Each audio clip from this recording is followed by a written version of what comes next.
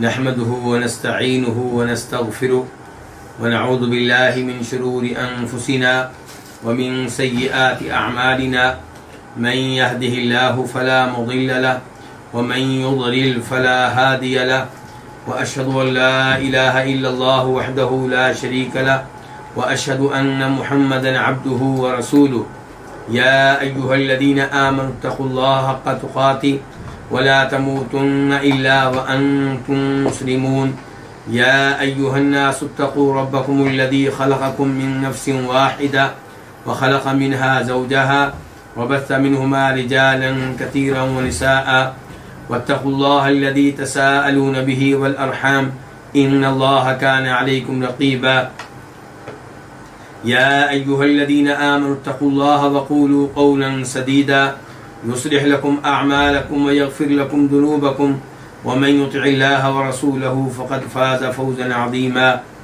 أما بعد فإن خير الحديث كتاب الله وخير الهدي هدي محمد صلى الله عليه وسلم وشر الأمور محدثاتها وكل محدثة بدعة وكل بدعة ضلالة وكل ضلالة في النار. الواقی بما فی الصحیحین، صحیح بخاری اور صحیح مسلم کی احادیث پہ مشتمل ایک عظیم کتاب کو کتاب کے مؤلف نے 10 مقاصد میں تقسیم کیا ہے. ان میں سے 9واں مقصد ہم پڑھ رہے ہیں اور جس کا عنوان ہے التاریخ والسیرہ والمناقب، یعنی کہ وہ احادیث جن کا تعلق تاریخ سے ہے، نبی علیہ الصلوۃ والسلام کی سیرت سے ہے اور صحابہ کرام اور دیگر انبیاء کرام علیہم الصلوۃ والسلام کے مناقب، فضائل وغیرہ سے ہے. اس مقصد میں پہلی کتاب تھی کتاب الانبیاء اور اس میں 15 باب تھے. 15واں باب تھا قصۃ اصحاب الاخدود، خندق والوں کا واقعہ، یعنی کہ جنہیں ایمان کی وجہ سے، توحید کی وجہ سے آگ کی خندق میں پھینکا گیا. یہ جو حدیث ہے یہ ہے 1595 1595. اس حدیث کا بیشتر حصہ ہم پڑھ چکے ہیں، آخری حصہ رہ گیا تھا، وہ آج مکمل کریں گے. لیکن آخری حصہ شروع کرنے سے پہلے اس حدیث کا خلاصہ آپ کے سامنے رکھنا چاہوں گا تاکہ آپ لوگ یہ جان سکیں کہ اس حدیث میں کیا ہم نے پڑھا تھا. اس حدیث میں نبی علیہ الصلوۃ والسلام نے یہ بیان کیا تھا کہ پہلی قوموں میں ایک بادشاہ تھا، اس کا ایک جادوگر ہوا کرتا تھا. جادوگر جب بوڑھا ہو گیا اس نے بادشاہ سے کہا کہ آپ میرے پاس کسی بچے کو بھیجا کریں جو ذہین قسم کا بچہ ہو تاکہ اسے میں مرنے سے پہلے جادو سکھا دوں. تو بادشاہ نے ایک لڑکا سلیکٹ کیا، اسے بھیجنا شروع کر دیا. وہ لڑکا جادوگر کے پاس بھی آتا لیکن راستے میں ایک راہب کے پاس بھی رکتا، عیسائی پادری کے پاس بھی رکتا. اور اب وہ بچہ سوچ و بچار میں تھا کہ ان دونوں میں سے حق کے اوپر کون ہے. ایک دن راستے میں کوئی بڑا جانور تھا جس نے لوگوں کا راستہ روک رکھا تھا، بند کر رکھا تھا. تو بچے کے ذہن میں یہ بات آئی کہ آج دیکھتا ہوں کہ حق پہ کون ہے، جادوگر ہے یا راہب.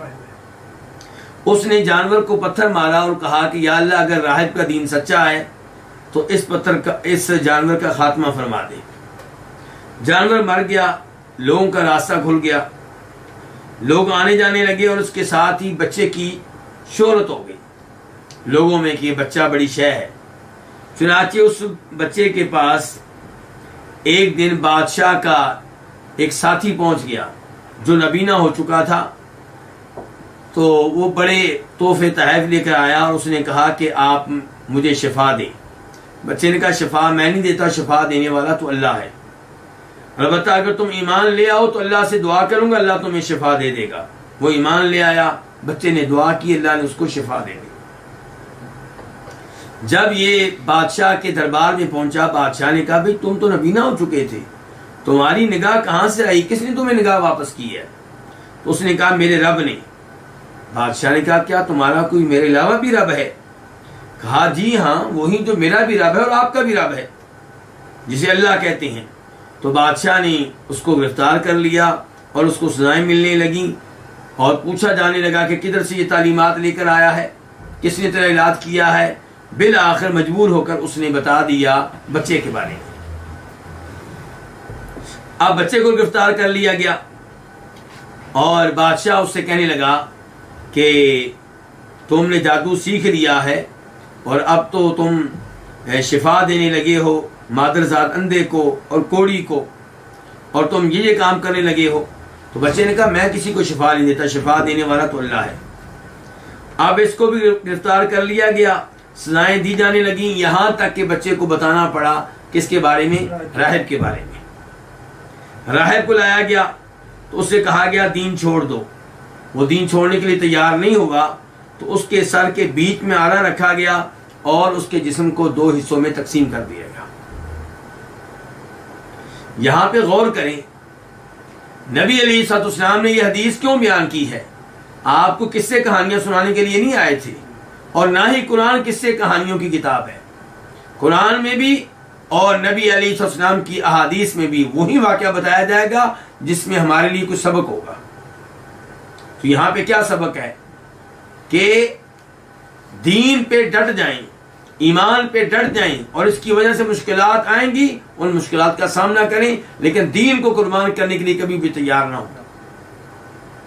یہاں پہ راہب کو دیکھیے، اس کے جسم کو 2 حصوں میں تقسیم کر دیا گیا، دردناک طریقے سے قتل کیا گیا، لیکن اس نے موت کو گلے لگا لیا، دین کو ترک نہیں کیا۔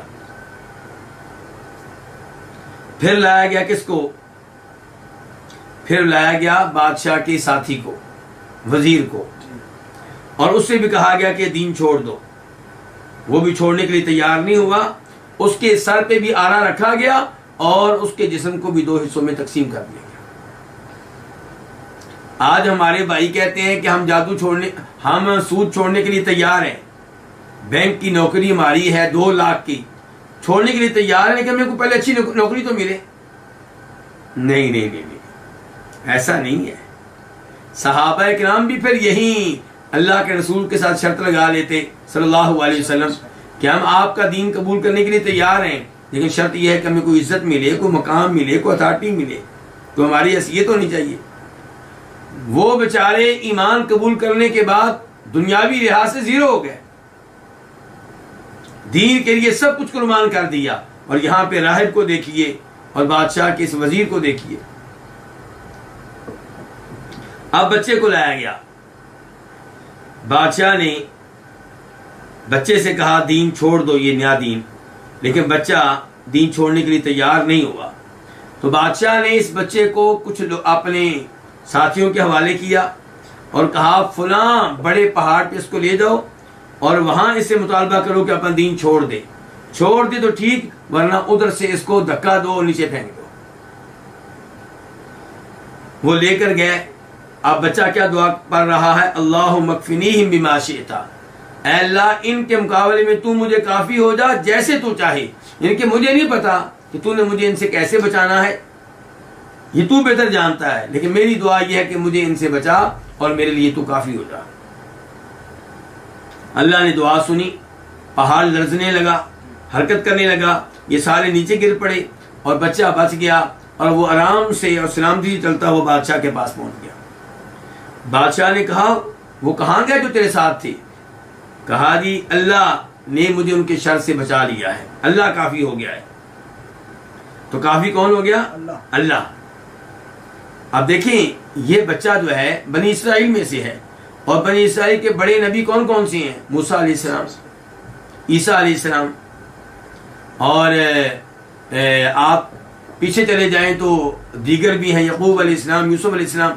کیا اس بچے نے یہ کہا کہ میرے لیے اللہ بھی کافی اور اللہ کے فلاں نبی بھی کافی؟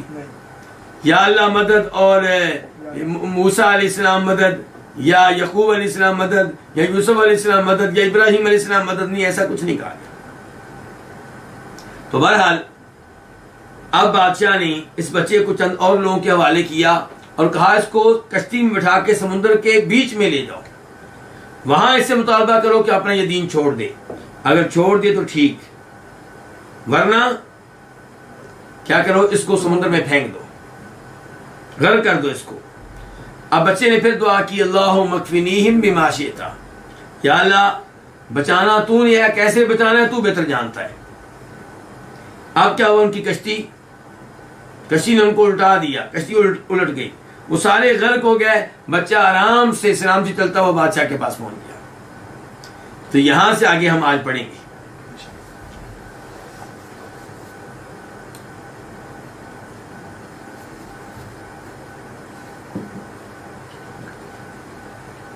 فقال له الملک، تو بادشاہ نے اس سے کہا، کس سے؟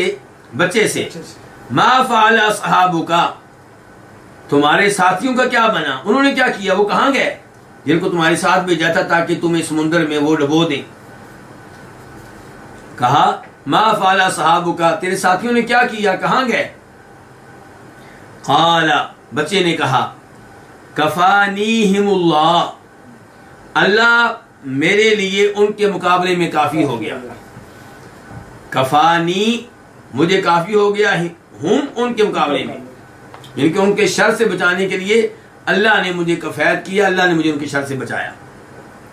فقال الملکی، تو اب بچے نے بادشاہ سے کہا انک لست بقاتلی حتی تفعل ما آمرک بہ، بے شک تم مجھے قتل نہیں کر سکو گے، تم مجھے قتل نہیں کر سکو گے، حتی تفعل ما آمرک بہ، یہاں تک کہ تم وہ کام کرو جس کا میں آپ کو حکم دے رہا ہوں، جیسے میں بتاتا ہوں طریقہ، وہ طریقہ اختیار کرو گے تو مجھے قتل کر سکو گے، ورنہ تم مجھے کبھی قتل نہیں کر سکو گے۔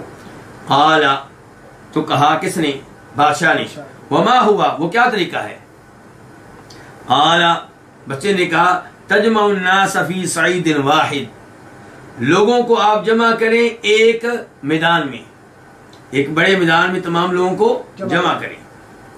وتصلبونی علی جذع، اور آپ مجھے کھجور کے تنے پہ سولی کے لیے لٹکا دیں۔ ثم خذ سہما من کنانتی، پھر آپ ایک تیر لیں، کہاں سے؟ من کنانتی، میرے ترکش سے، یعنی کہ وہ تھیلا جس میں کیا ہوتے ہیں؟ تیر ہوتے ہیں، جو تیر انداز نے تھیلا اپنے پیچھے لٹکایا ہوتا ہے، اس میں سے تیر نکال کے تیر جو ہے دشمن پہ چلاتا ہے۔ تو کہا کہ پھر آپ ایک تیر لیں، وہ بھی کہاں سے؟ میرے ترکش سے۔ ثم ضع السهم في كبد القوس، پھر آپ تیر کو رکھیں کمان کے درمیان میں۔ ثم قل، پھر آپ یہ کہیں بسم اللہ، اللہ کے نام کے ساتھ، یعنی کہ اللہ کے نام کے ساتھ مثال کے طور پہ تیر مارتا ہوں۔ رب الغلام، اللہ کے نام کے ساتھ جو اس بچے کا کیا ہے؟ رب ہے۔ ثم ارمنی، پھر آپ مجھ پہ تیر پھینکیں۔ فإنک اذا فعلت ذلک، کیونکہ جب آپ یہ کام کریں گے تو قتلتنی، تو آپ مجھے قتل کر سکیں گے، پھر آپ کو کامیابی ملے گی اگر آپ مجھے قتل کرنا چاہتے ہیں تو۔ یہاں پہ ایک سوال اٹھتا ہے، سوال یہ ہے کہ بچہ خود ہی بادشاہ کو طریقہ سکھا رہا ہے کہ آپ مجھے اس طریقے سے مار سکتے ہیں، تو کیا ایسا کرنا جائز ہے؟ علماء کرام نے یہاں پہ لکھا ہے پہلے نمبر پہ یہ کہ وہ بچہ ہے، وہ بالغ نہیں ہے، تو اگر اس نے بادشاہ کو کام سکھایا ہے تو اس وجہ سے اس سے مواخذہ نہیں ہوگا کیونکہ وہ نابالغ ہے۔ دوسرے نمبر پہ بچے نے دیکھ لیا کہ بادشاہ میری جان چھوڑنے والا نہیں ہے، یہ مجھے قتل کر کے رہے گا، تو بچے نے چاہا کہ جب اس نے مجھے قتل کرنا ہی کرنا ہے تو کیوں نہ ایسا طریقہ میں اسے بتاؤں جس طریقے سے لوگوں تک دین پہنچ جائے، لوگوں تک توحید پہنچ جائے، لوگوں کو یہ معلوم ہو جائے کہ رب کون ہے، معبود کون ہے۔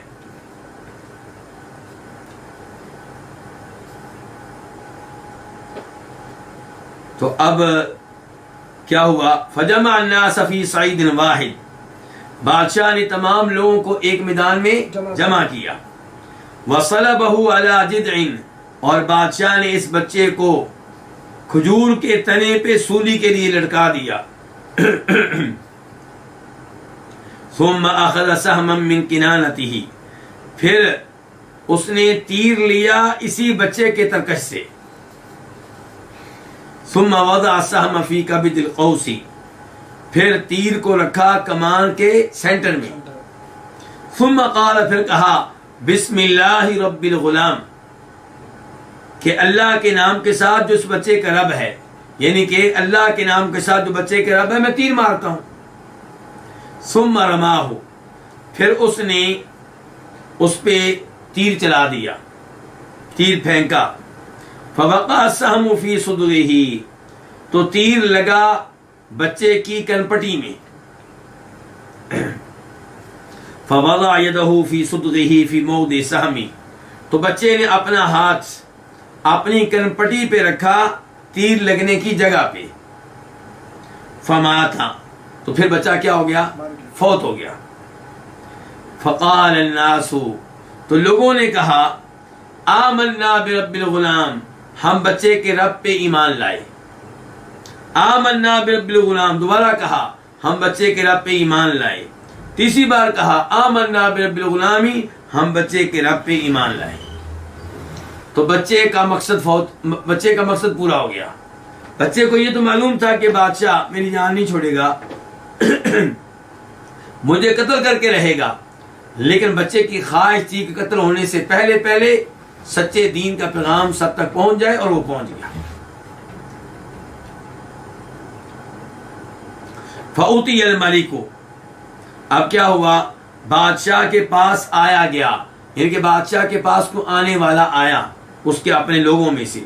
فقیل لہ، تو بادشاہ سے کہا گیا ارأیت ما کنت تحذر، کہ آپ نے دیکھا ہے کہ وہ جس سے آپ بچنا چاہتے تھے، جس سے آپ ڈر رہے تھے، قد واللہ نزل بک حذرک، اللہ کی قسم آپ پہ واقع ہو چکا ہے وہ جس سے آپ بچنا چاہ رہے تھے. وہ خطرہ جس سے آپ بچنا چاہ رہے تھے، وہ خطرہ جو ہے وہ پورا ہو چکا ہے. لوگ ایمان لے آئے ہیں، وہ تو آپ کو چھوڑ کے کسی اور کو رب مان رہے ہیں. قد آمن الناس، یقیناً لوگ ایمان لا چکے، مومن ہو چکے. فامر بالاخدود فی افواہ السکک فخدت، تو بادشاہ نے حکم دیا ایک خندق کے بارے میں. فی افواہ السکک، گلیوں کے منہ میں، یہ گلیوں کا جو گلیوں میں داخل ہونے کی جو جگہ تھی وہاں پہ خندق کھود دی گئی. کیوں؟ علماء کرام نے اس کی حکمت لکھی ہے تاکہ لوگ بھاگ نہ سکیں. اپنے گھروں سے نکلیں گے تو آگے کیا ہوگی؟ خندق ہوگی، بھاگ نہیں سکیں گے. فامر بالاخدود، بادشاہ نے حکم دیا خندق کے بارے میں. فی افواہ السکک، گلیوں کے منہ میں. فخدت، چنانچہ خندق کھود دی گئی، بلکہ کئی خندقیں کھود دی گئی.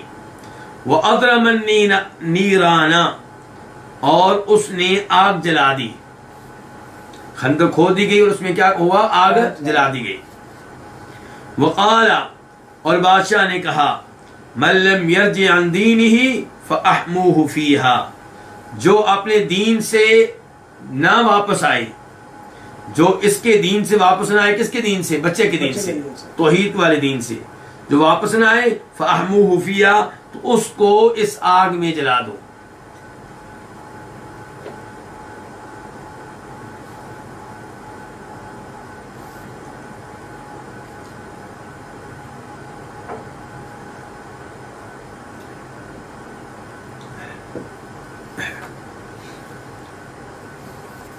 او قیل لہ، یا اس سے کہا گیا، یا اس سے کہا جائے کس سے؟ جو نیا دین اپنا چکا ہے اس سے کہا جائے اقتحم، کہ اس آگ میں داخل ہو جاؤ، یعنی کہ اگر تم باز نہیں آتے تو تم اس آگ میں داخل ہونا ہوگا. ففعلوا، تو انہوں نے ایسا ہی کیا. کنہوں نے؟ جو ایمان لے آئے. نہیں، بادشاہ کے ساتھیوں نے. یہ بھی کہا گیا، کچھ لوگوں نے کہا کہ انہوں نے ایسا کیا، اس سے مراد ہے ایمان لانے والوں نے ایسا کیا، کہ یہ کہ وہ داخل ہو گئے. اور یہ بھی کہا گیا کہ اس سے مراد ہے کہ بادشاہ کے ساتھیوں نے ویسے ہی کیا جیسے ان کو تعلیمات بادشاہ نے دی تھی کہ بھئی خندقوں میں ان میں سے جو اپنا دین نہیں چھوڑتا اسے خندق میں پھینک دو. حتی جاءت امرأۃ، یہاں تک ایک عورت آئی، ومعها صبی لها، اور اس کے پاس اس کا بچہ تھا، فتقاعست ان تقع فيها، تو اس نے تردد کیا، ہچکچائی، کس بات سے؟ اس بات سے کہ وہ اس آگ میں داخل ہو، اس آگ میں واقع ہو بچے کی وجہ سے. فقال لها الغلام، تو اس سے اس کے بچے نے کہا، یا امہ، اے میری ماں، اسبری، صبر کریں، ڈٹ جائیں، فإنک علی الحق، کیونکہ آپ کس پہ ہیں؟ حق پہ ہیں. تو یہ عظیم حدیث ہے جس سے ہمیں معلوم ہوا کہ جادو جو ہے یہ باطل ہے، یہ غلط ہے، یہ درست نہیں ہے، اور جو اللہ کے نبیوں کے ادیان ہیں وہ ٹھیک ہیں. اور اب آخری زمانے میں کون سا دین معتبر ہے؟ دین اسلام. تو اس لیے ساری کی ساری خیر دین اسلام میں ہے. اور اس سے یہ پتا چلا کہ اللہ رب العزت سے رابطہ کیا جائے، اللہ سے مدد مانگی جائے، اللہ کو مشکل اوقات میں پکارا جائے، تو یقیناً اللہ تعالیٰ دعائیں سنتے ہیں اور اللہ مدد کرتے ہیں.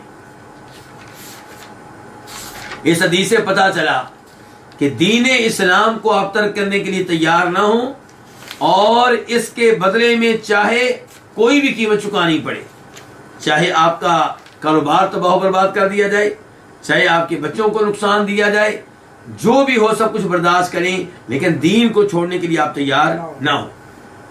لیکن اس میں کوئی شک و شبہ نہیں ہے کہ اگر کسی کو بہت زیادہ تنگ کیا جائے، سزائیں دی جائیں، مارا جائے، جان کا خطرہ ہو، اس قسم کی صورتحال پیدا ہو جائے، تو وہ لوگوں کے عذاب سے بچنے کے لیے، ان کی سزاؤں سے بچنے کے لیے اپنے منہ سے کلمہ کفر ادا کر سکتا ہے، کلمہ کفر ادا کر سکتا ہے.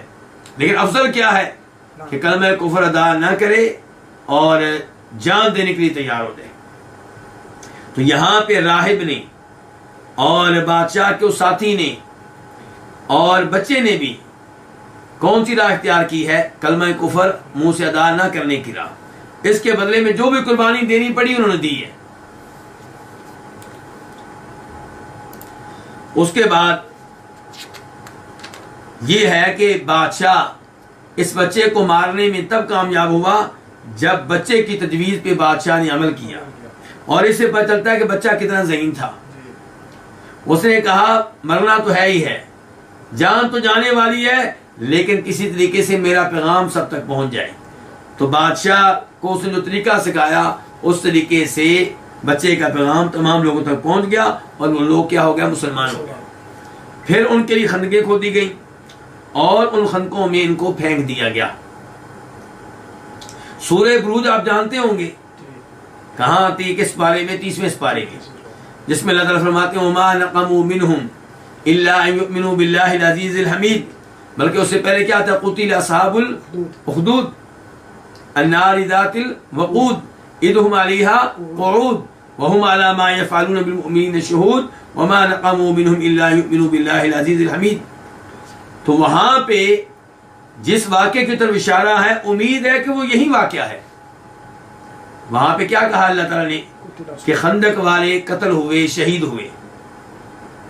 وہ خندق جس میں آگ جلائی گئی، وہ لوگ اس خندق کے ارد گرد، اس آگ کے ارد گرد بیٹھے ہوئے تھے، اور ان ظالموں نے ان سے بدلہ نہیں لیا مگر اس بات کا کہ وہ ایمان لے آئے. ان کی ایمان لانے کی پاداش میں ان کو ان کی جان سے محروم کر دیا گیا، ان کو خندق میں پھینکا گیا، ان کو آگ میں پھینکا گیا. اور وہ عظیم لوگ تھے جنہوں نے خندق میں ڈالے جانے کو برداشت کر لیا، آگ میں ڈالے جانے کو برداشت کر لیا، موت کو گلے لگا لیا، لیکن دین کو ترک نہیں کیا.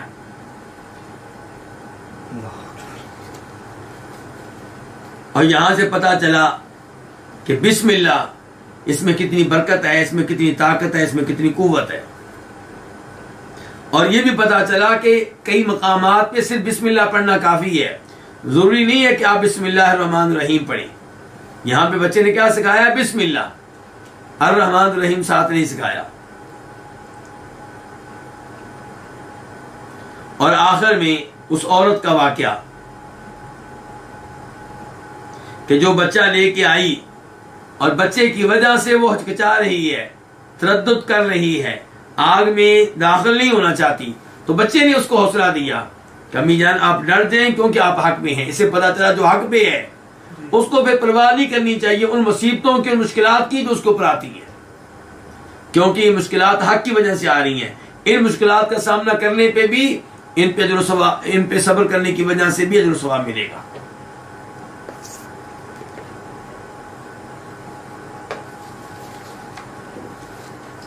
یہاں پہ سوال یہ پیدا ہوگا کہ یہ بچہ کیا دودھ پینے والا بچہ تھا, یعنی کہ اس عمر میں اس نے کلام کیا ہے جس عمر میں عام طور پہ بچے کلام نہیں کرتے, یا یہ بچہ بڑی عمر کا تھا. یہاں پہ جو حدیث ہم پڑھ رہے ہیں یہ مسلم شریف کی حدیث ہے.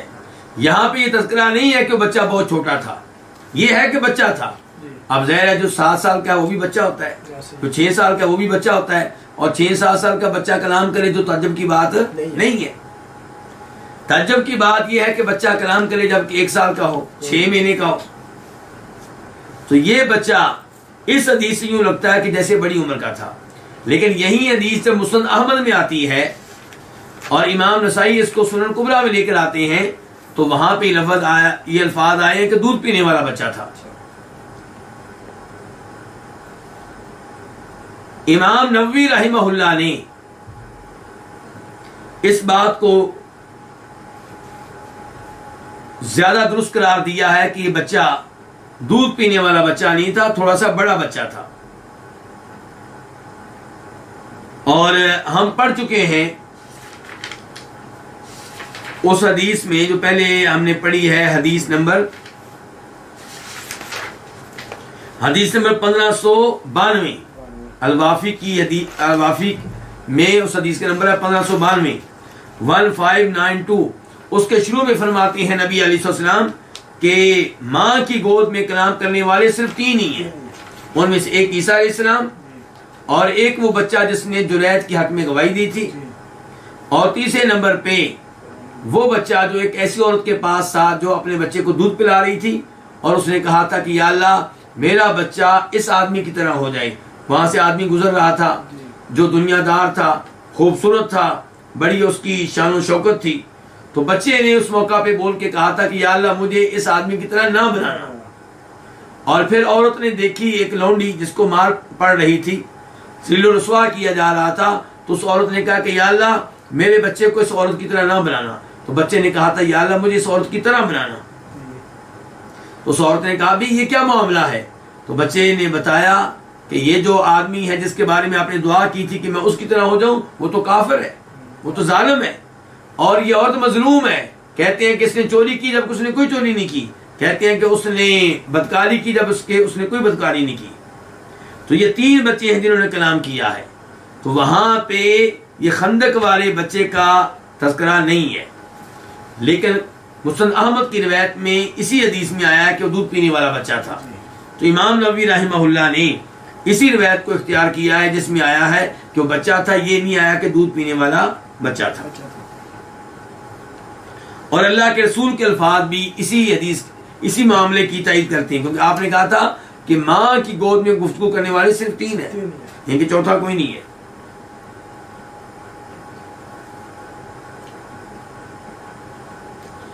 تو اس سے پتا چلا کہ ایمان میں کتنی قوت ہے, اور اس سے پتا چلا کہ انسان ایمان کو ترک کرنے کے لیے تیار نہ ہو, باقی سب کچھ ترک کرنے کے لیے قربان کرنے کے لیے تیار ہو جائے, لیکن ایمان کو چھوڑنے کے لیے تیار نہ ہو. تو اب ہم بڑھتے ہیں دوسری کتاب کی طرف, الکتاب الثانی السیرۃ النبویہ الشریفہ. دوسری کتاب کس کے بارے میں ہے؟ سیرت نبوی کے بارے میں, نبی علیہ السلام کی سیرت کے بارے میں. اور اس میں کئی فصلیں ہیں. گزشتہ کتاب میں فصلیں نہیں تھی, صرف ابواب تھے, لیکن یہاں پہ فصلیں ہیں اور فصل کے نیچے ابواب ہوں گے. تو الفصل الاول پہلی فصل, اس میں کیا دی؟ الجاہلیت وما قبل البعثہ تھی. پہلی فصل زمانے جاہلیت کے بارے میں، زمانے کفر کے بارے میں، اور اس کے بارے میں جو آپ کی بعثت سے پہلے تھا، آپ کے نبی بننے سے پہلے تھا. اس کا کیا تعلق ہے سیرت سے؟ اس سے پتہ چلے گا کہ نبی علیہ السلام جن لوگوں میں نبی بن کر آئے اور جس زمانے میں نبوت کا اعلان کیا، اس زمانے میں لوگ کیسے تھے، کیا کیا گمراہیاں تھیں، کیا کیا فتنے تھے. تو الفصل الاول الجاہلیت وما قبل البعثہ، پہلی فصل زمانے جاہلیت کے بارے میں ہے اور اس کے بارے میں جو بعثت سے پہلے تھا. تو اس میں ہے پہلا باب اول من سیب السوائب، پہلا وہ شخص جس نے بتوں کے نام پہ چھوڑے جانے والے جانور چھوڑے. السوائب جمع ہے کس کی؟ صائبۃ کی. صائبہ وہ جانور جسے بتوں کے نام پہ چھوڑ دیا جائے، آزاد کر دیا جائے.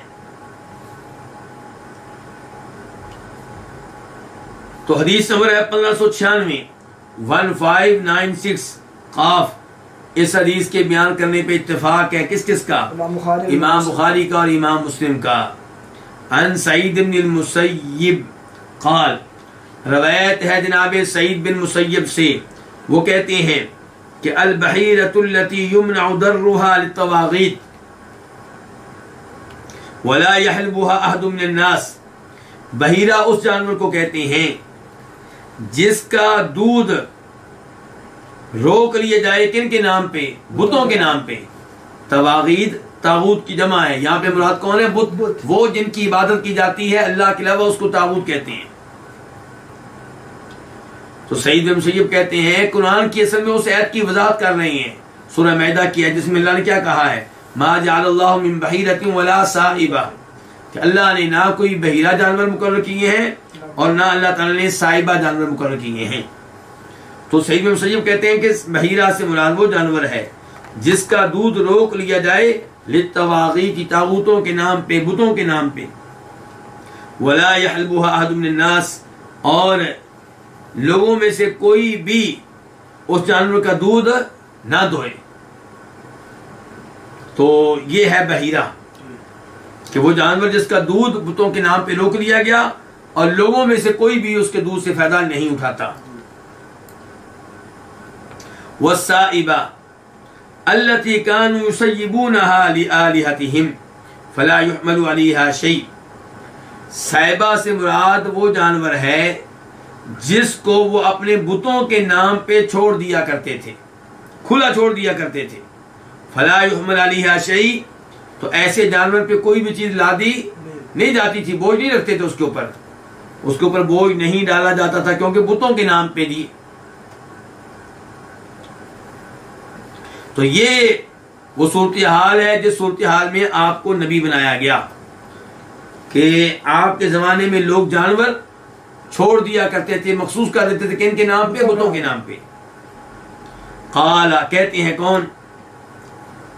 سعید بن مسیب. وقال ابو ہریرہ، کہ کہا جناب ابو ہریرہ نے، قال النبی صلی اللہ علیہ وسلم، کے فرمایا نبی علیہ السلام نے، رأیت عمر بن عامر بن لحی الخزاعی یجر قصبہ فی النار، کہ میں نے عمر بن عامر بن لحی الخزاعی کو دیکھا کہ وہ اپنی انتڑیاں جہنم میں گھسیٹ رہا ہے. اس کا مطلب ہے وہ کہاں پہ ہے؟ جہنم میں. اور جہنم میں کیا کر رہا ہے؟ اپنی انتڑیاں گھسیٹ رہا ہے. وَكَانَ أَوَّلَ مَنْ سَيَّبَ السَّوَائِبَ، اور یہ پہلا شخص تھا جس نے بتوں کے نام پہ جانور کھلے چھوڑے. تو ایک تو پتا چلا کہ اللہ کے علاوہ اوروں کے نام پہ جانور چھوڑ دینا، یعنی کہ جن کے اللہ کے علاوہ عبادت کی جاتی، مثال کے طور پہ قبر والے، فوت شدگان، ان کے نام پہ جانور چھوڑ دینا، یہ کیا ہے؟ یہ شرک ہے. اور یہ کہ سب سے پہلے کام کس نے کیا؟ عمر بن عامر بن لحی الخزاعی نے. اور اس کا انجام کیا ہوگا؟ اسے جہنم کی آگ میں ڈالا جائے گا. اس کے بعد باب نمبر 2، باب عبادت الاحجار، یہ باب ہے بتوں کی پرستش کے بارے میں، بتوں کی عبادت کے بارے میں. یعنی کہ یہاں پہ بتایا جائے گا کہ آپ نے جن لوگوں کو شرک سے روکنا چاہا، توحید کی دعوت دینا چاہی، وہ کس قدر شرک میں مبتلا تھے. یہاں پہ حدیث نمبر 1597 1597 خا. اس حدیث کو روایت کرنے والی امام کون سی؟ امام بخاری. عن ابی رجاء العطاردی، روایت ہے جناب ابو رجاء العطاردی سے، ان کا نام ہے عمران بن ملحان.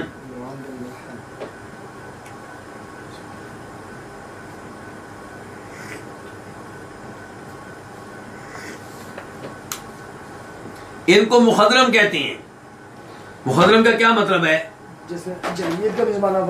یعنی کہ نبی علیہ الصلوۃ والسلام کا زمانہ بھی پایا اور زمانے جاہلیت بھی پایا، اور یہ آپ کے زمانے میں بلکہ مسلمان ہو چکے تھے، لیکن پھر بھی صحابی نہیں ہے. کیوں نہیں صحابی؟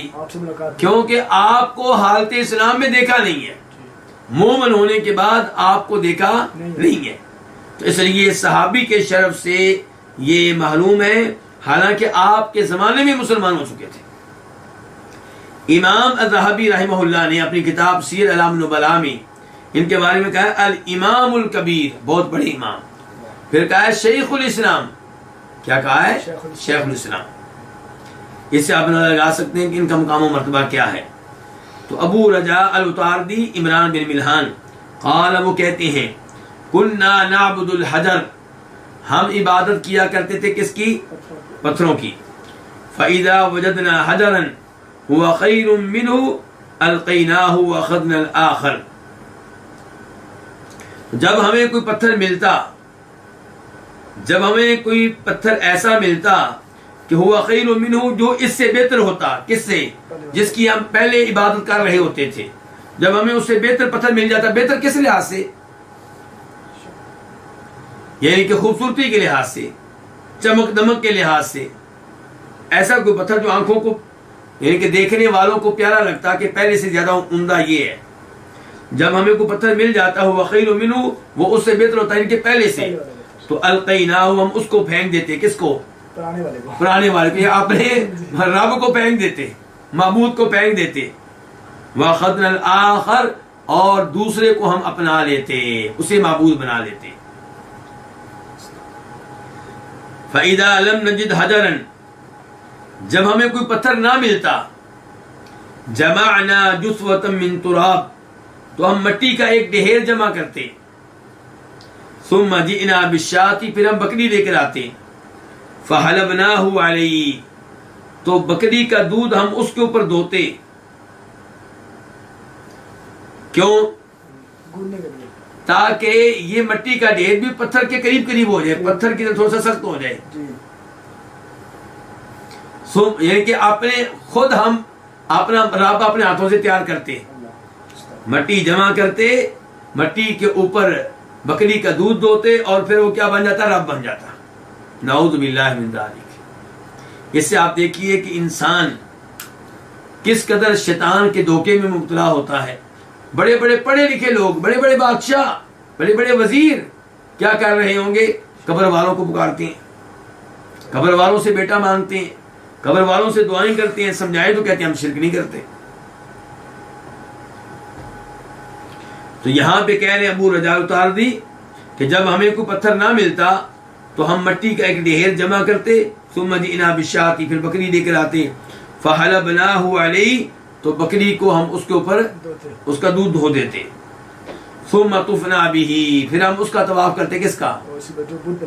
یہ جو مٹی کا بت بناتے اپنے ہاتھوں سے، پھر ہم اس کا طواف کرتے.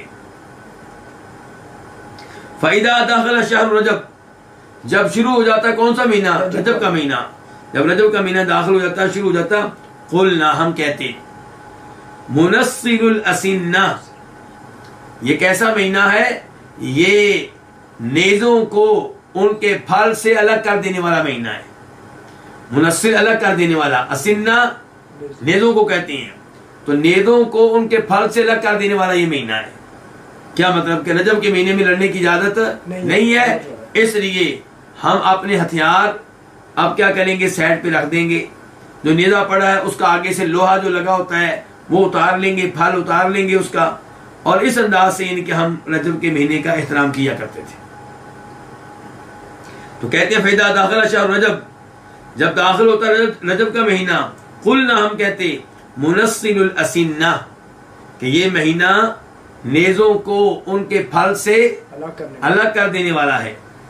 فلا تدعوا رمحا فیہ حدیدۃ ولا سہما فیہ حدیدۃ, تو ہم نہیں چھوڑتے تھے کوئی بھی ایسا نیزہ کہ جس میں لوہا ہو, یعنی کہ اس کا پھل ہو, اس کو اتار دیتے ہم سے. اور نہ ہی ہم چھوڑتے تھے کوئی تیر جس میں کیا ہو, پھل ہو. تیر سے بھی ہم پھل اتار دیتے تھے, لوہا اتار دیتے تھے. تو ہم نہیں چھوڑتے تھے کوئی ایسا نیزہ جس میں لوہا ہو, نہ ہی کوئی ایسا تیر جس میں لوہا ہو, الا نزعناہ, مگر ہم اس لوہے کو اتارتے, والقیناہ شہر رجب, اور ہم اس کو پھینک دیتے کعب رجب کے مہینے میں. تو یہ ہے رجب کے مہینے کا احترام زمانے جاہلیت میں, اور یہ ہے ان کا بتوں کی عبادت کرنا.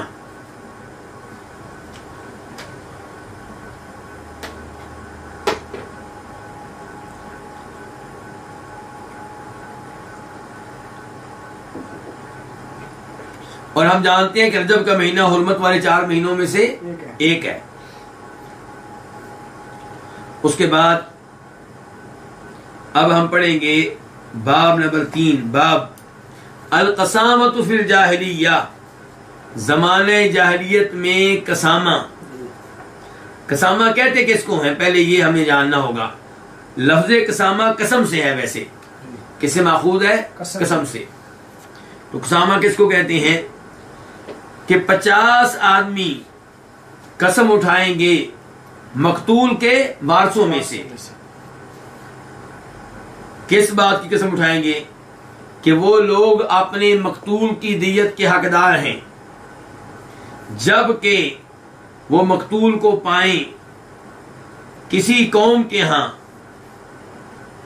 اور قاتل نامعلوم ہو. قاتل کیا ہو, نامعلوم ہو. تو اس سے کیا پتا چلا جی, معلوم یہ ہوا کہ جب آپ کا کوئی رشتہ دار فوت ہو جائے ایسے علاقے میں جس علاقے میں پتہ نہ چلے کہ قتل کس نے کیا ہے, لیکن آپ کو یقین ہے کہ قتل کرنے والا یہی برادری ہے, یہی قبیلہ ہے, یا فلاں گھرانہ ہے, آپ کو پتا ہے, تو اب کیا ہوگا, اب گواہ تو آپ کے پاس نہیں ہے, ثبوت آپ کے پاس نہیں ہے, سوائے اس کے کہ آپ کی ان کی دشمنی ہے, یہ قرینہ موجود ہے. تو اب 50 لوگ قسم اٹھائیں کن میں سے, مقتول کے ورثاء میں سے, اس بات کی کہ ہمارا جو بندہ قتل ہوا ہے اس کو قتل کیا گیا ہے اور فلاں لوگوں نے کیا, ہمیں ان کے اوپر شک ہے. تو پھر کیا ہو جائے گا, پھر ان کی بات سچ ثابت ہوگی, کیونکہ کتنے لوگوں نے قسم اٹھائی ہے, 50 آدمیوں نے. اور اگر 50 آدمی نہ ہوں تو پھر جتنے موجود ہیں وہ 50 قسمیں مکمل کریں گے. مثال کے طور پہ موجود کتنے ہیں, 40, قسمیں کتنی اٹھائی جائیں گی, 50. اور اگر مقتول کے وارث قسم اٹھانے سے انکار کر دیں اور یہ کہیں کہ قسم یہ اٹھائیں جن کے اوپر ہمیں شک ہے, یہ قسم اٹھائیں کہ ہم نے قتل نہیں کیا, تو پھر قاضی کیا کرے گا, پھر قاضی اور جج یہ کہیں گے ٹھیک ہے جی ہم ان سے قسم لیتے ہیں, کن سے, جن کے اوپر تمہیں شک ہے. چنانچہ وہ قسم اٹھائیں گے اور قسم میں اعلان کریں گے کہ ہمارا اس قتل سے کوئی تعلق نہیں ہے. اب اگر دعویٰ کرنے والے قسم اٹھا لیں تو وہ کیا ہوں گے, دیت ان کو ملے گی. اور اگر جج ان سے کہے کہ تم قسم اٹھاؤ کہ تم نے قتل نہیں کیا اور وہ اٹھا دیں تو پھر ان کے اوپر دیت نہیں ہوگی. تو یہ ہے قسامہ. اور قسامہ چلا آ رہا ہے زمانہ جاہلیت سے, اسلام سے پہلے سے موجود تھا, یہ اسلام نے اس کو برقرار رکھا ہے. تو یہاں پہ اس حدیث کو اس لیے لایا گیا تاکہ پتہ چلے کہ نبی علیہ السلام جن دنوں نبی بنے ان دنوں کیا کچھ ہو رہا تھا.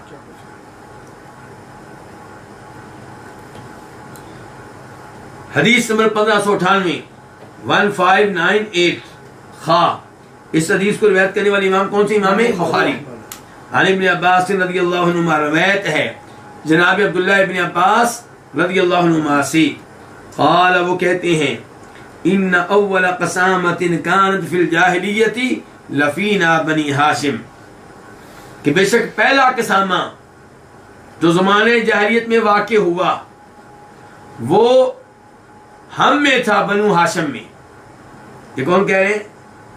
عبداللہ بن عباس. عبداللہ بن عباس کہہ رہے ہیں کہ زمانے جاہلیت میں پہلی بار جو قسامہ ہوا تو وہ ہم میں ہوا تھا، ہم بنی ہاشم میں.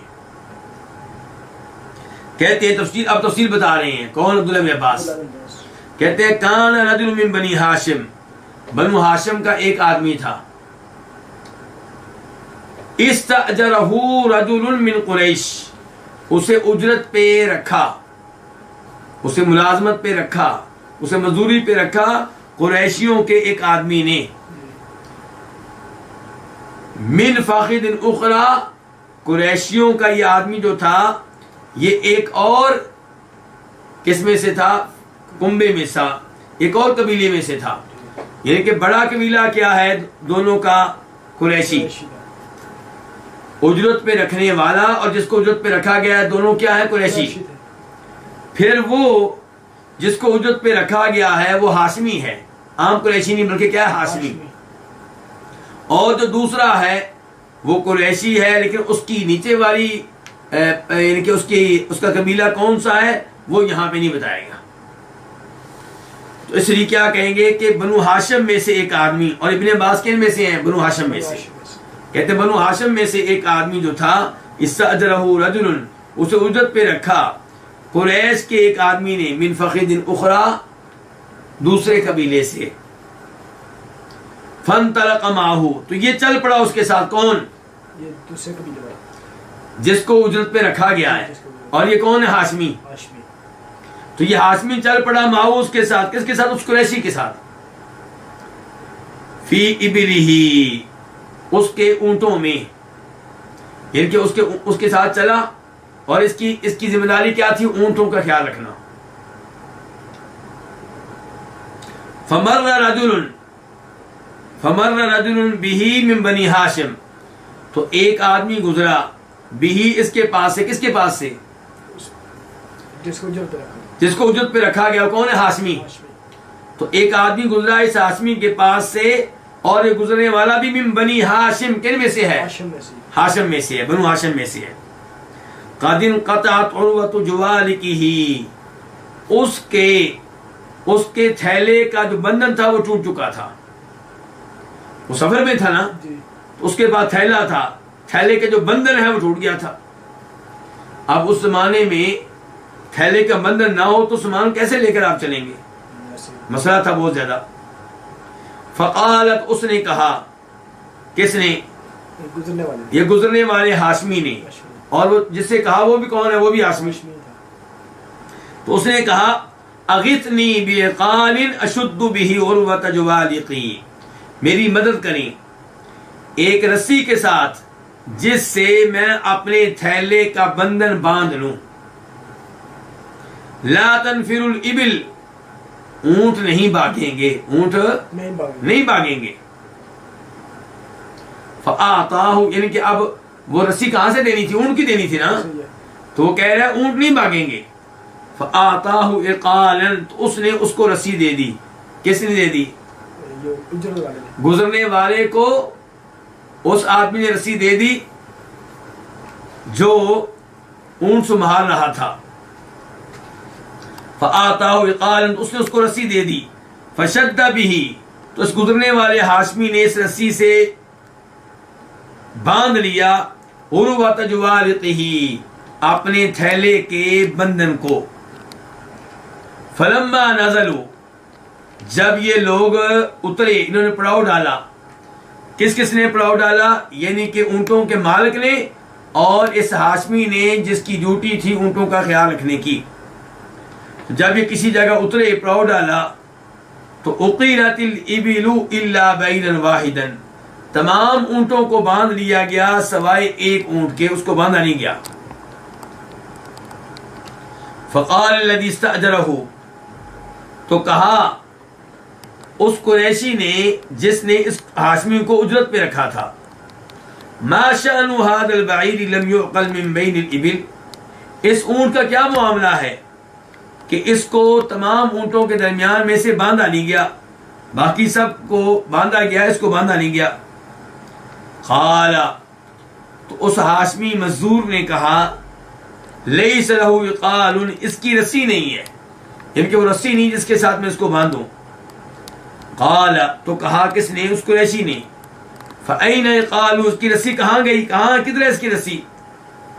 قال، راوی کہتے ہیں عبداللہ ابن عباس یعنی کہ فحدفہ بعصا کان فیہا اجلہ، تو اس نے اس کی جانب عصا پھینکا، ڈنڈا پھینکا، کان فیہا، اسی ڈنڈے کی وجہ سے اجلہ، اس کی موت ہوئی۔ کس کی موت ہوئی؟ اس ہاشمی کی جس کو اجرت پہ رکھا گیا تھا۔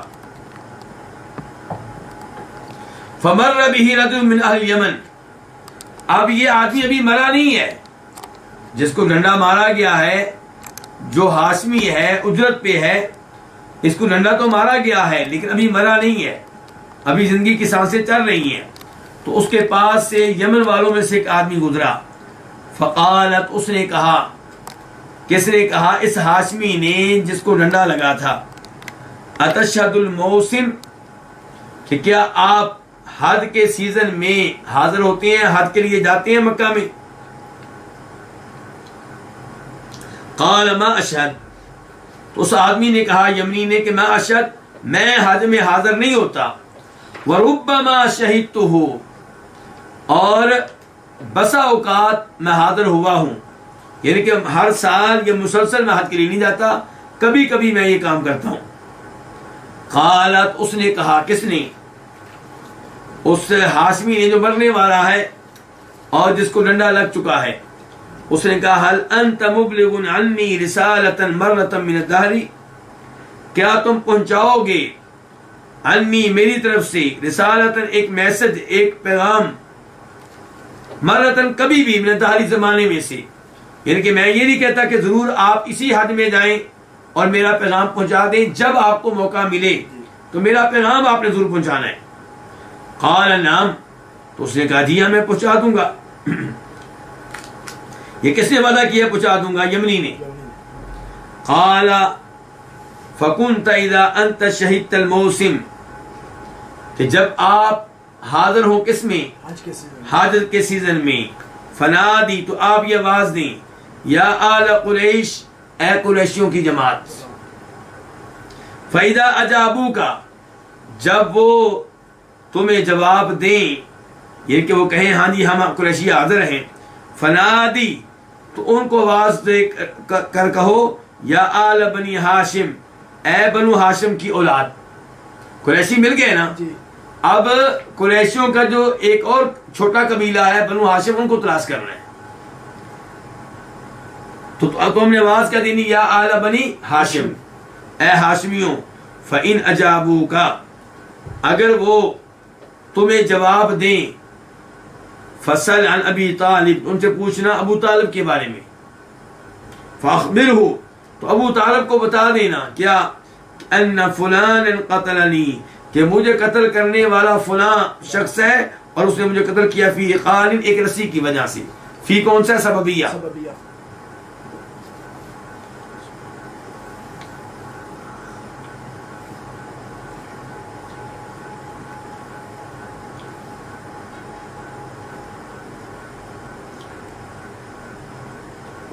تو بتانا یہ ابو طالب کو کہ فلاں آدمی نے مجھے قتل کیا، فی قال، ایک رسی کی وجہ سے۔ ومات المستأجر، اب فوت ہو گیا کون؟ وہ شخص جس کو اجرت پہ رکھا گیا تھا، وہ کون ہے؟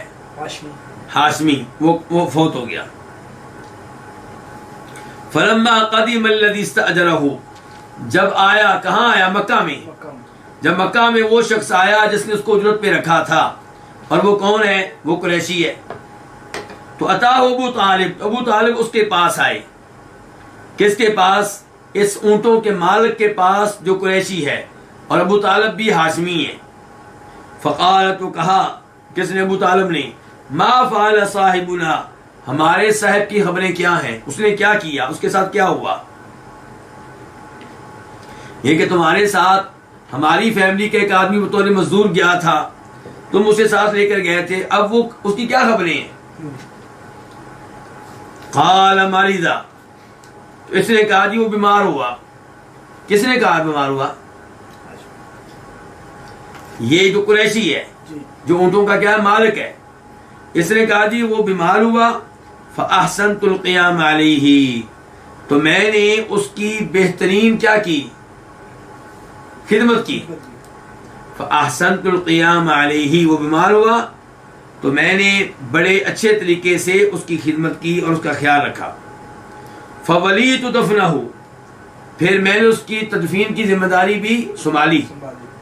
ان کے کہنا چاہتا ہے یہ اونٹوں کا مالک کہ میں اس آدمی کا خیال کرتا رہا ہوں بیماری کے ایام میں, پھر وہ فوت ہو گیا ہے تو میں نے بہترین طریقے سے اسے دفن کیا ہے. قال, کہا کس نے؟ ابو طالب نے. قد کان اہل ذاک منک, تحقیق وہ تھا کون؟ وہ فوت ہونے والا کون؟ ہاشمی. وہ تھا اہل ذاک, اس سلوک کا حقدار تھا, من کا تمہاری طرف سے جتنا اچھا سلوک تم نے کیا ہے اس سلوک کا وہ کیا تھا؟ حقدار تھا. فمکث حینا, دوسری جانب یہ آدمی ایک وقت تک ٹھہرا رہا. کون؟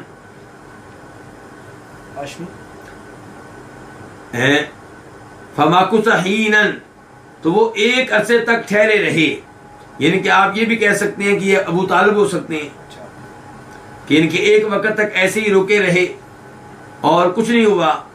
ثم ان الرجل الذي اوصى اليه ان يبلغ عنه واف الموسم, پھر وہ یمنی آدمی جس کو اس نے وصیت کی تھی, کس نے؟ مرنے والے ہاشمی نے, کہ ان يبلغ عنه, کہ یہ اس کی طرف سے پیغام پہنچائے.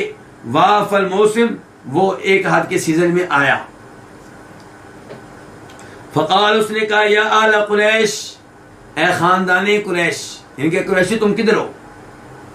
قالوا ہادی قریش, انہوں نے کہا لو جی یہ ہم قریشی ہیں. قال یا آل بنی ہاشم, اسے دوسری بات لگائی کہ اے خاندان بنی ہاشم. قالوا, انہوں نے کہا ہادی بنو ہاشم, یہ بنو ہاشم کھڑے ہیں. قال این ابو طالب, تو اس آدمی نے کہا ابو طالب کہاں ہے؟ قریشی مل گیا, قریشیوں میں سے آدمی مل گیا, اب آدمیوں میں سے کس کو تلاش کرنا؟ ابو طالب کو. کہا ابو طالب کہاں ہے؟ قالوا ھذا ابو طالب, انہوں نے کہا جی یہ ابو طالب ہے. قال, تو اس نے کہا کس نے؟ یمنی نے. یمنی نے کہا امرنی فلان, مجھے فلاں آدمی نے حکم دیا تھا ان ابلغک رسالتا, کہ میں آپ کو اس کا ایک میسج پہنچا دوں, ایک پیغام پہنچا دوں. وہ کیا جی میسج؟ کہ ان فلانا قتلہ فی قار, کہ فلاں آدمی نے اسے قتل کیا ایک رسی کی وجہ سے. یعنی کہ ابو طالب کو بتا دینا کہ جس کے ساتھ میں محنت مزدوری پہ گیا تھا اس اللہ کے بندے نے مجھے ایک رسی کی وجہ سے کیا کیا؟ قتل کیا, اب میں مرنے والا ہوں. فاتاہ ابو طالب, تو ابو طالب اس کے پاس آئے. کس کے پاس؟ وہ کیا تھا؟ قریشی. قریشی کے پاس آئے. فقال لو, تو اس سے کہا اختر منا احدى ثلاث, تین چیزوں میں سے ایک چیز ہماری طرف سے اختیار کر لو. ہم تین تجاویز پیش کرتے ہیں, ان میں سے جو تم چاہو اسے لے لو, قبول کر لو. نمبر ایک, ان شئت ان تؤدی 100 من الابل فانك قتلت صاحبنا, اگر تم چاہو تو 100 اونٹ ادا کر دو کیونکہ تم نے ہمارے صاحب کو, ہمارے قبیلے کے آدمی کو قتل کیا ہے. یہ آپ کے لیے کیا پہلی چوائس. وَإِن شِئْتَ, اور اگر آپ چاہیں تو حلف 50 من قومک, تو تیری قوم میں سے 50 لوگ قسم اٹھائیں. کس کو کہا جا رہا ہے؟ ہاں یہ قریشی سے کہا جا رہا ہے جی. اور اگر تم چاہو تو تمہاری قوم میں سے 50 آدمی قسم اٹھائیں کہ انک لم تقتلوا، کہ تو نے اسے قتل نہیں کیا. جی تمہاری گواہی تمہارے قبیلے کے کتنے آدمی دیں، 50 آدمی. لیکن اس کے لیے کیا کرنا ہوگا؟ 50 قسمیں اٹھانی ہوں گی. 50. وہ قسم اٹھانا آسان عمل نہیں ہے. فَإِنْ أَبَيْتَ، اگر تم انکار کرو، قتلناک بِهِ، تو پھر ہم تجھے قتل کریں گے اس کے بدلے میں. جی. چلیں جی. فَأَتَىٰ قَوْمَهُ، چنانچہ وہ آیا کس کے پاس؟ اپنی قوم کے پاس. اپنی قوم کے پاس. یہ کون آیا ہے؟ قریشی. قریشی. اپنی قوم کے سے مشورہ کرنے کے لیے آیا کہ یہ میرے ساتھ ہو گیا ہے. فقالوا، تو انہوں نے کہا نحلف، کوئی مسئلہ نہیں، ہم قسمیں اٹھا دیں گے. کتنی قسمیں؟ 50 ہیں، ہم اٹھا دیں گے. فاتته امرأة من بني ہاشم، تو ابو طالب کے پاس بنو ہاشم کی ایک عورت آئی. کانت تحت رجل منہم، یہ ان میں سے کسی آدمی کے نیچے تھی. کن میں سے؟ وہ قریشی. قریشی. وہ تو قریشی تھا جو اس کی خاندان تھا، اس خاندان کی میں اس کی شادی ہوئی تھی، اس سے لڑکی کی.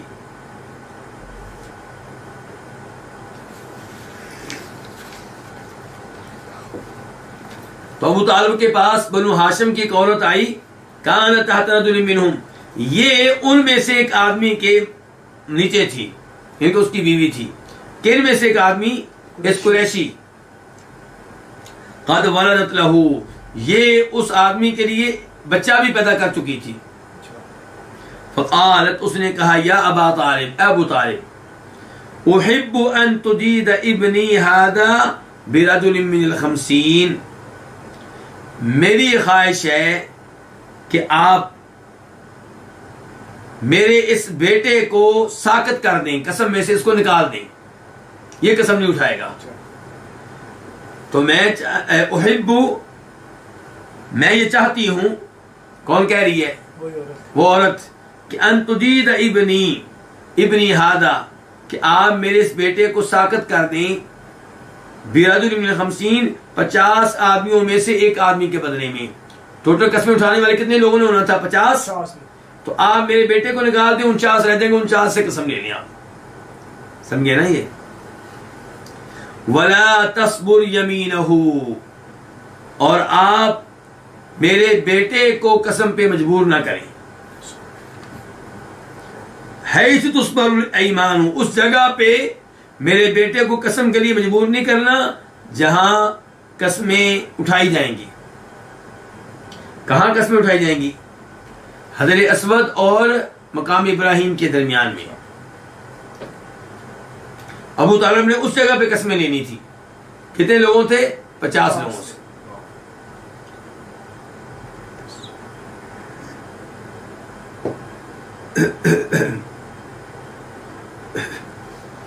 ففعل، تو ایسا ہی کیا. کس نے؟ ابو طالب نے. یعنی کہ ابو طالب نے اس عورت کی بات کو مان لیا. فأتاه رجل منهم، تو ابو طالب کے پاس ان میں سے ایک اور آدمی آ گیا. کن میں سے؟ قریشیوں میں سے، جنہوں نے قسمیں اٹھانی تھی. فقالت، اس نے کہا یا ابا طالب، اے ابو طالب، اردت 50 رجلا ان يحلفوا، آپ یہ چاہتے ہیں کہ 50 آدمی قسم اٹھائیں. مکان 100 من الابل، کتنے اونٹوں کی جگہ پہ؟ 100 اونٹ. یصیب کل رجل بعیران، ہر آدمی کو کتنے اونٹ پڑیں گے؟ 2. ان کے 50 آدمی ہیں اور 100 قسمیں ہیں. اگر یہ 50 آدمی قسمیں نہیں اٹھاتے تو پھر ان کو دیے دینا ہوگی. کتنے اونٹ؟ 100 اونٹ. ٹھیک ہے جی. تو اس عورت نے، تو اس آدمی نے کہا ہذان بعیرانی، یہ 2 اونٹ ہیں.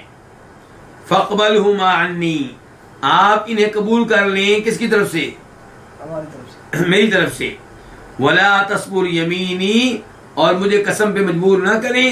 حیث تصبر الایمان، اس جگہ جہاں پہ قسمیں لی جائیں گی. کتنے آدمی فارغ ہو گئے؟ 2. ایک اس عورت کا بیٹا، جو عورت ہے بنی ہاشم کی، لیکن اس کی شادی اس آدمی کے خاندان میں ہوئی ہے. جس خاندان کے ایک بندے نے قتل کیا ہے.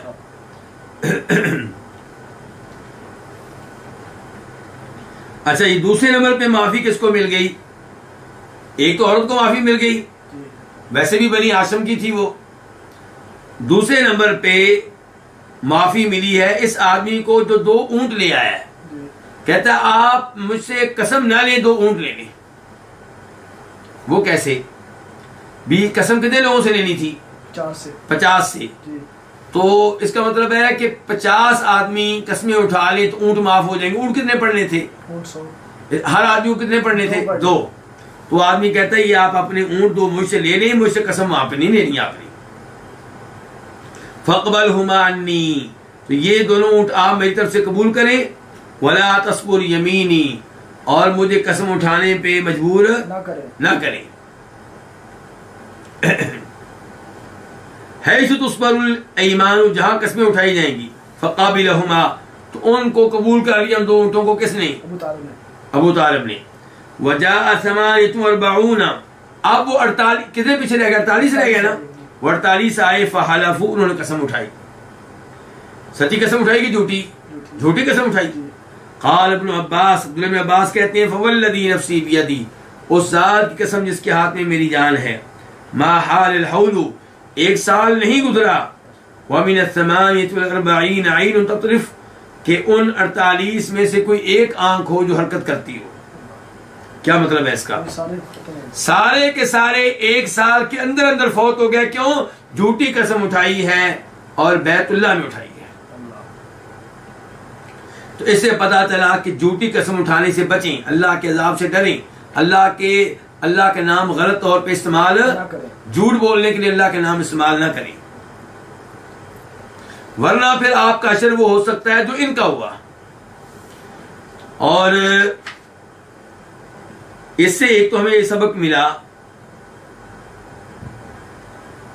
کہ اگر کسی جگہ کوئی قتل ہو جاتا ہے اور ہمیں شک ہے کہ قتل کرنے والے وہ ہیں جن کے محلے میں قتل ہوا ہے، کیونکہ ان کے ساتھ مثال کے طور پہ ہماری دشمنی ہے پہلے سے، لیکن ہمارے پاس گواہ، قتل کا منظر دیکھنے والے گواہ ہمارے پاس نہیں ہے، تو پھر وہاں پہ کیا کیا جائے گا؟ وہاں قسمیں لی جائیں گی. اگر ان کے 50 آدمی قسمیں اٹھا دیں تو پھر وہ بری ذمہ ہو جائیں گے، لا تعلق ہو جائیں گے. نہ اٹھائیں تو پھر ظاہر ان کے اوپر دیت پڑے گی. تو یہ قسامہ کا کام کب ہوا ہے؟ یعنی کہ نبی علیہ الصلوۃ والسلام کے نبی بننے سے پہلے کا یہ عمل ہے، اور اسلام نے اس کو برقرار رکھا ہے. اسلام نے اس کو کیا رکھا ہے؟ برقرار رکھا ہے. آج بھی یہ موجود ہے.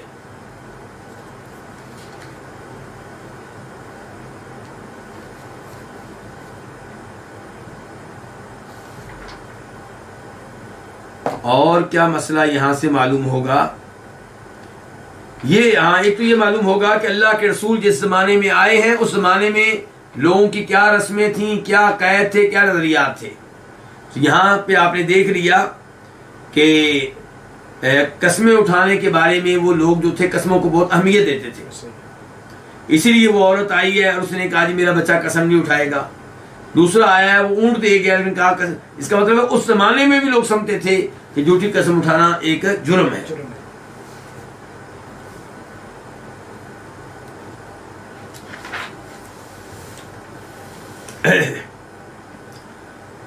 اچھا، عبداللہ ابن عباس کیا اس زمانے میں موجود تھے؟ عبداللہ ابن عباس وہ چھوٹی عمر کے ہیں، یہ تو اس زمانے میں نہیں ہو سکتے.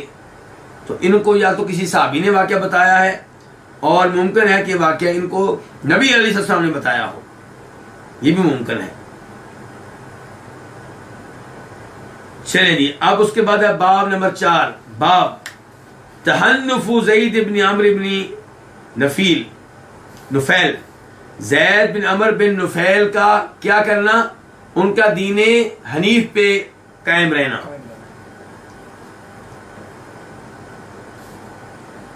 یہ زید بن عمر کون ہے؟ وہی سعید بن زید کے والد. سعید بن زید جو اشرم مبشرہ میں سے ہے نا، یہ ان کے کیا ہے؟ والد ہیں. تو یہاں باب میں بتایا جائے گا کہ زید بن عمر بن نفیل جو تھے وہ دین حنیف پہ تھے، ابراہیم علیہ السلام والے دین کے اوپر تھے جو مکہ میں چھوڑ کے گئے تھے. حدیث نمبر 1599 1599 خا. اس حدیث کو بیان کرنے والے امام کون ہے؟ امام بخاری.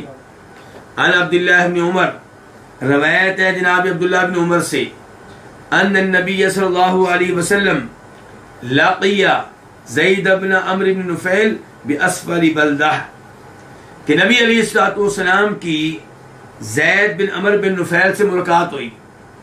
کہاں؟ بلدہ مقام کے نیچے، بلدہ مقام کے نیچے. قبل ان ينزل على النبی صلی اللہ علیہ وسلم الوحی، پہلے اس کے کہ نبی علیہ السلام کے اوپر وحی نازل ہوئی، کہ آپ کے نبی بننے سے پہلے کا واقعہ ہے. فقدمت الى النبی صلی اللہ علیہ وسلم سفرۃ، تو نبی علیہ الصلوۃ والسلام کو پیش کیا گیا کیا؟ کھانا. فابى ان ياكل منها، تو آپ نے اس میں سے کھانا کھانے سے انکار کر دیا. ثم قال زید، پھر زید نے کہہ دیا آپ کے بعد، کیا کہا؟ انی لست آکل مما تذبحون علی اصنابکم، کہ میں نہیں کھاؤں گا اس میں سے، ان جانوروں میں سے جنہیں تم ذبح کرتے ہو اپنے بتوں کے نام پہ، میں ان کا گوشت نہیں کھاؤں گا. ولا آکل الا ما ذکر اسم اللہ علیہ، میں نہیں کھاؤں گا مگر وہ جانور جس پہ اللہ کا نام لیا گیا ہو. کس کا نام لیا گیا ہو؟ اللہ کا. وَأَنَّ زَيْدَ بْنَ عَمْرٍ كَانَ يَعِيبُ عَلَىٰ قُرَيْشٍ ذَبَائِحَهُمْ، اور بے شک زید بن عمر یہ قریشیوں پہ عیب لگاتے تھے، ان پہ اعتراض کرتے تھے. کس معاملے میں؟ ان کے ذبح کیے ہوئے جانوروں کے معاملے میں. وَيَقُولُ، اور کہا کرتے تھے. کون؟ زید بن عمر کہتے تھے الشاۃ خلقها اللہ، بکری کو پیدا کس نے کیا؟ اللہ نے. وَأَنزَلَ لَهَا مِنَ السَّمَاءِ الْمَاءَ، اور اس کے لیے پانی کس نے اتارا؟ اللہ نے. کہاں سے؟ اوپر سے، من السماء، اوپر سے. وَأَنبَتَ لَهَا مِنَ الْأَرْضِ، اور اس کے لیے اللہ نے کیا کیا؟ زمین. وَأَنبَتَ لَهَا مِنَ الْأَرْضِ، اور ان کے اس کے لیے زمین میں سے اللہ نے اگایا. کیا اگایا؟ چارہ وغیرہ، پودے وغیرہ، درخت وغیرہ جو بکریاں کھاتی ہیں. تو پیدا بھی کرنے والا اللہ، پانی بھی اسے دینے والا اللہ، اور اس کے لیے چارہ زمین سے اگانے والا کون؟ اللہ. ثم تذبحون علی غیر اسم اللہ، پھر تم ذبح کرتے ہو ان جانوروں کو اللہ کے غیر کے نام پہ. یہ کہ تمہیں ڈر نہیں لگتا اللہ رب العزت کے عذاب سے، اللہ رب العزت کی ناراضگی سے، کہ بکری پیدا کرنے والا اللہ، پانی اس کے لیے اتارنے والا اللہ، اور تم تھوڑا سا کیا کرتے ہو؟ بکری کو پالتے ہو. تو اب اس بکری کو تم غیر اللہ کے نام پہ ذبح کرتے ہو، یعنی کہ اللہ کو بھول جاتے ہو.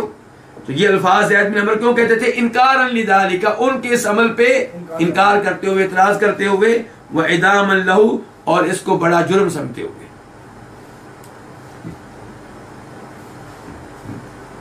تو اس باب اور اس حدیث کے ذریعے ہمیں پتہ چل گیا کہ جن دنوں نبی علیہ السلام نے اعلان نبوت کیا ان دنوں مکہ کے کیا حالات تھے.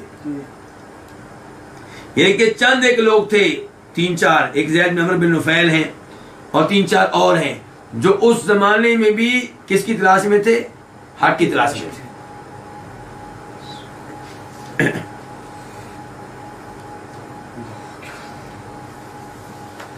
ایک ورقہ بن نوفل بھی تھے، بلکہ ایک اور روایت میں آتا ہے، وہ بھی بخاری کی روایت ہے، کہ زید بن عمرو بن نفیل اور ورقہ بن نوفل یہ ان دونوں نے سفر بھی کیا تھا، مکہ سے نکلے تھے حق تلاش کرنے کے لیے.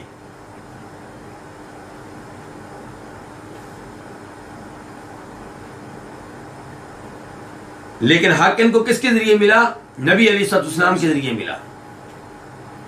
اس کے بعد باب نمبر 5، باب نسب النبی صلی اللہ علیہ وسلم. یہ باب ہے نبی علیہ الصلوۃ والسلام کے نسب کے بارے میں. حدیث نمبر 1600 میم. اس حدیث کو روایت کرنے والے امام کون؟ امام مسلم.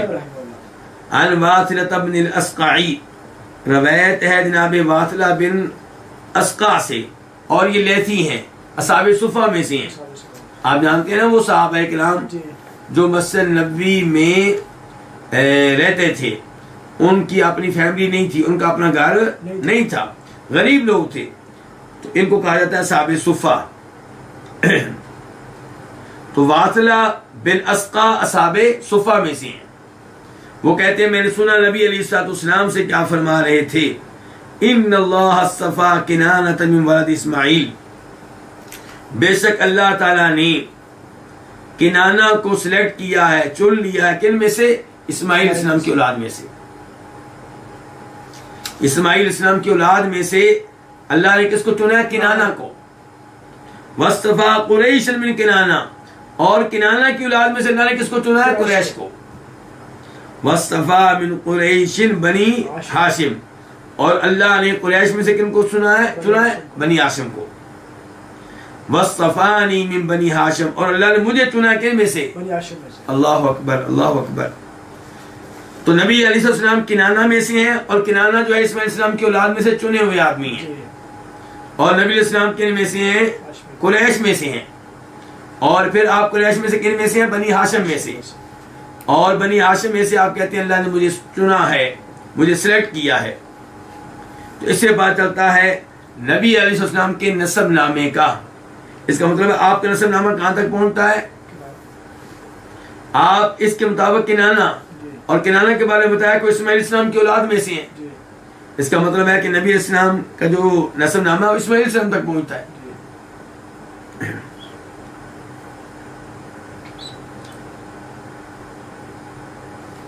تو آپ چنے ہوئے آدمی ہیں، یعنی کہ آپ ان لوگوں میں سے خاص الخاص ہیں جن کو چنا گیا ہے۔ چنا گیا۔ جی ہاں۔ تو آپ ابراہیم علیہ السلام کی اولاد میں سے، اور ابراہیم علیہ السلام کی اولاد میں سے آپ اسحاق علیہ السلام کی اولاد میں سے نہیں ہیں، بلکہ اسماعیل علیہ السلام کی اولاد میں سے ہیں۔ اسحاق علیہ السلام کی اولاد میں سے کون ہے؟ یہودی اور عیسائی، بنی اسرائیل جو ہے۔ جی ہاں۔ چلے جی، تو اب آپ پھر اسماعیل علیہ السلام کی اولاد میں سے کس کی اولاد میں سے؟ کنانہ کی اولاد میں سے، اور کنانہ کی اولاد میں سے آپ قریش میں سے ہیں، اور قریش میں سے آپ بنو ہاشم میں سے ہیں، اور آپ کہتے ہیں کہ مجھے اللہ نے بنو ہاشم میں سے چن لیا ہے۔ اس کے بعد باب نمبر 6، باب شق صدرہ صلی اللہ علیہ وسلم وہو صغیر، آپ کے سینے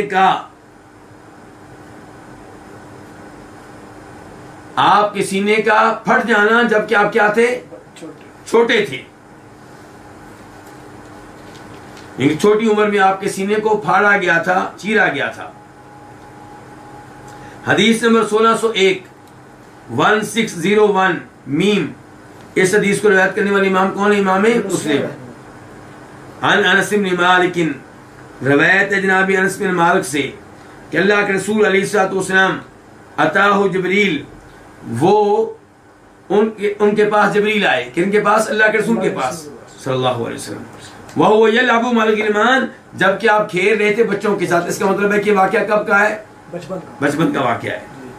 فاخذہ، جبریل السلام نے آپ کو پکڑا، فسرہ، تو آپ کو زمین پہ بچھاڑ دیا، فشق عن قلبہ، تو آپ کے دل کو کیا کیا؟ پھاڑا۔ فاستخرج القلب، تو آپ کے دل کو باہر نکالا، فاستخرج منہ علقۃ، تو آپ کے دل میں سے ایک لوتھڑا نکالا۔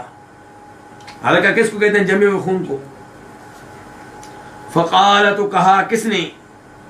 جبریل السلام نے، ھذا حظ الشیطان منک، یہ شیطان کا حصہ تھا آپ کے جسم میں۔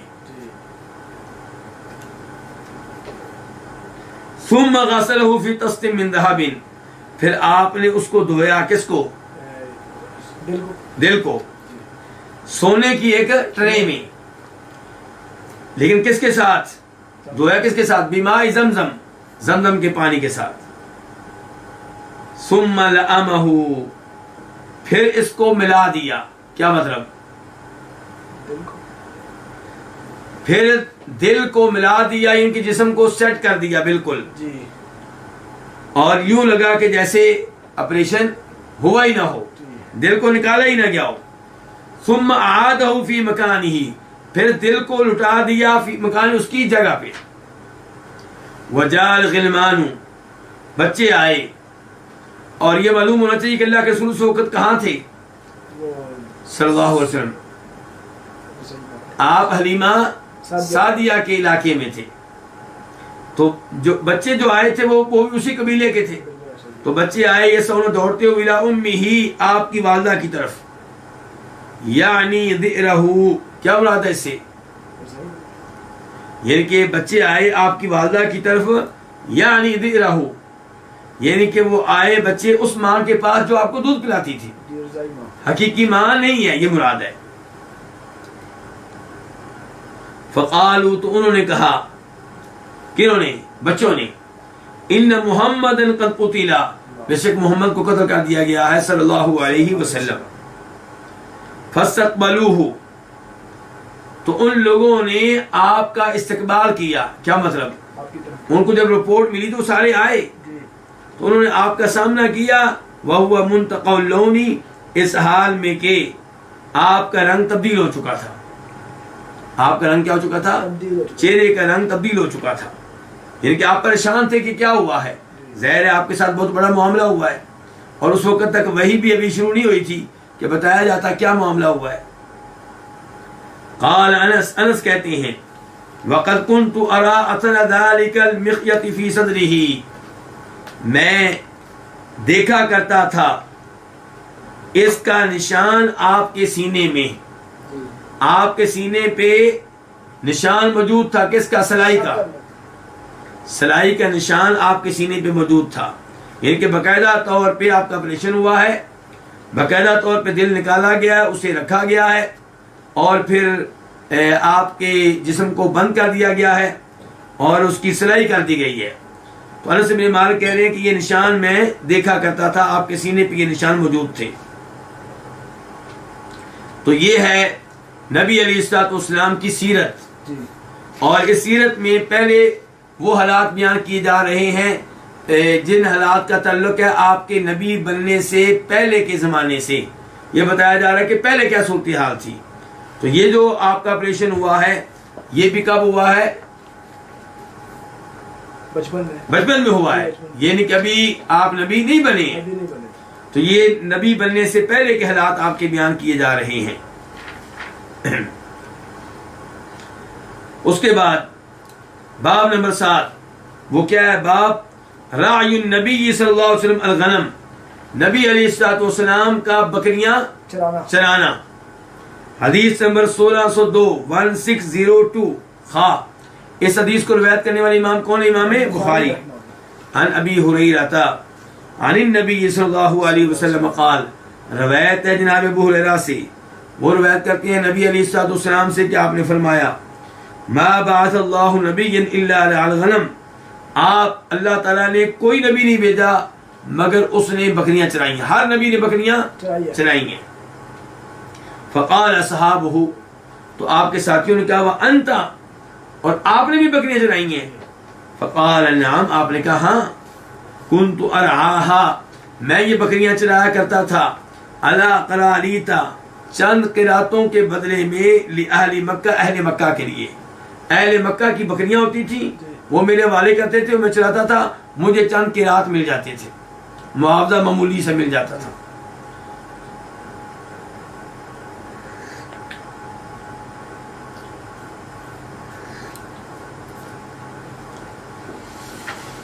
تو یہ بھی آپ کی نبوت سے پہلے کے حالات ہوئے کہ آپ نے کیا کیا، بکریاں چرائی ہیں۔